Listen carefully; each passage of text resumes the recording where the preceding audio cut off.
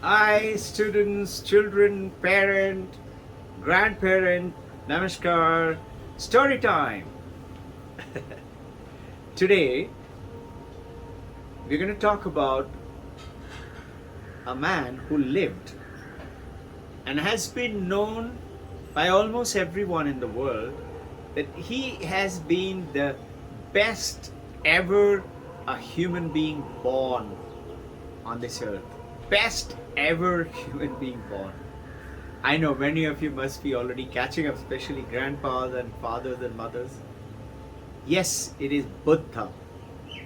Vivekananda says, while West is racing for more and more, and everybody's house is overflowing with things, and then those things goes into the garage, and when it is overflowing the garage also, then in today in the European world and particularly in America, you have hiring storeroom where you can go and park your things which you don't need it every day, and then you have garage sales and you sell off your things. Too many things.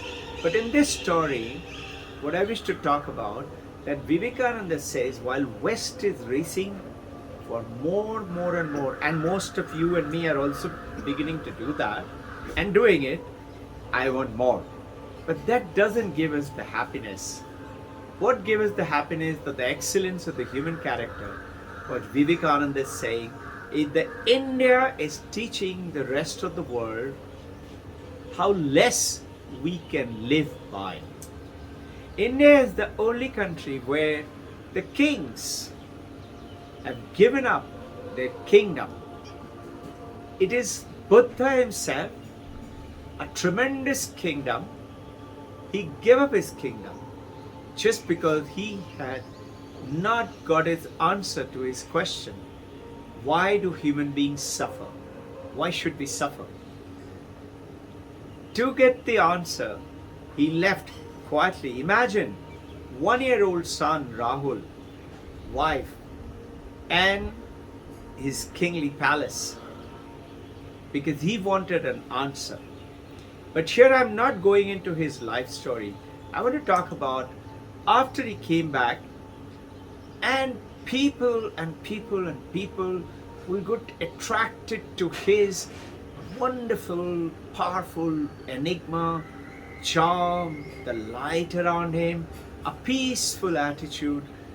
Kings and queens, they left their kingdom and places and started to following him and becoming a Vikshu, meaning living by the will of God, totally sustained by the will of God.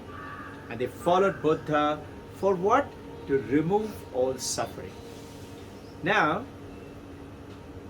Buddha was becoming very famous and great.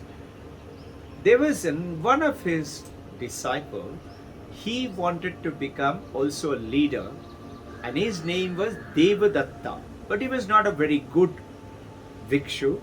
You always have 20%, 15% of people who are not good around us. He was one of them. He wanted to be the leader of that group, big group. And that big group cannot be as long as Buddha is there. So he decided to kill Buddha. Can you imagine? Devadatta. How to do that? The Buddha, after the morning meditations and all, with his bhikshus, he used to go for a walk. Early morning, between 6 and 6:30, 7. There was one elephant, he was very wild, always in chain. And if you let him go, he will certainly kill whoever comes on the way. His name was, these names are important because there's a history. Nalagiri was the name of the elephant. And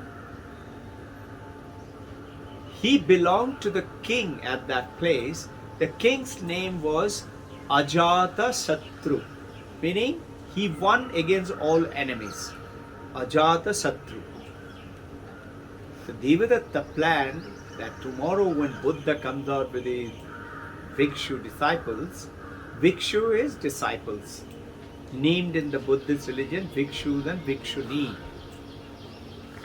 the lady monks. As he comes out, he will quietly let Nalagiri off.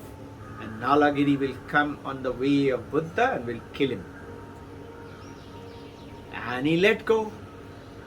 And as he started running, dust started flying, trees, buildings, small huts started crumbling. He's wild, he's lashing out with his huge trunk and trumpeting a terrible sign. Everybody around Buddha, excepting the very close loved ones, they stuck to him. They are also very frightened. People climbed up on top of the roof to look at what's happening. They were hearing sound and they could see everybody's running and hiding. But that group, Buddha standing calmly, not bothered at all. And he said one simple thing to his disciples: fear not. He who harms no one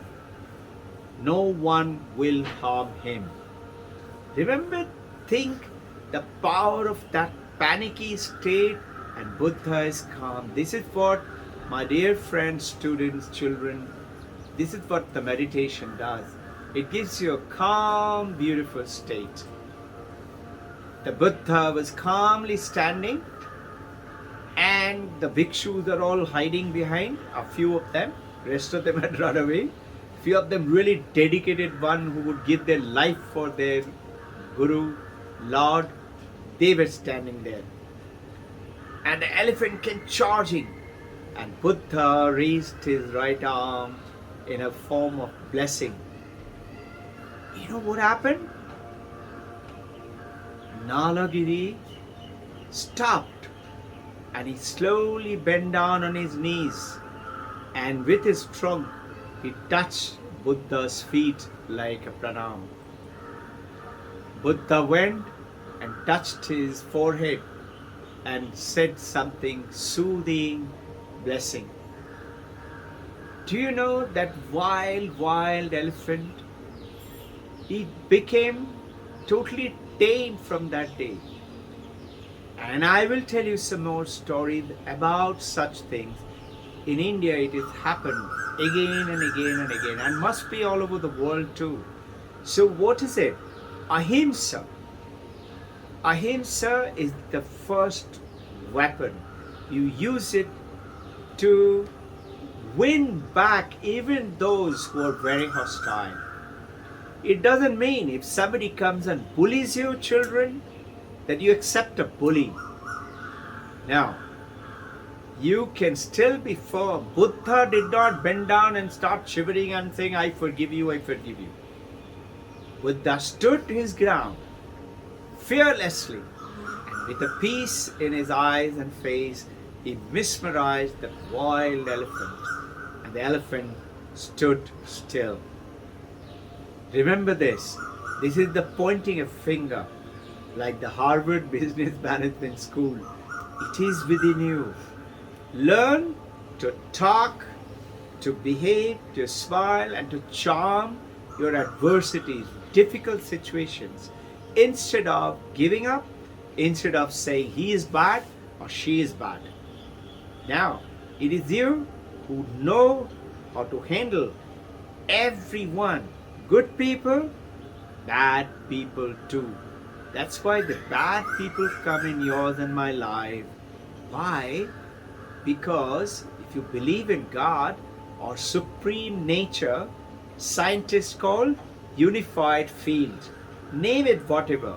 God, Divine Mother, or Christ, or Allah, or Buddha, or Krishna, or unified field. One name. Jal, Pani, Tanni, water. You in French, everything is water. Everything is one tremendous power. That power gives you that power to heal that person who is hostile and has come to you. You can. I love you.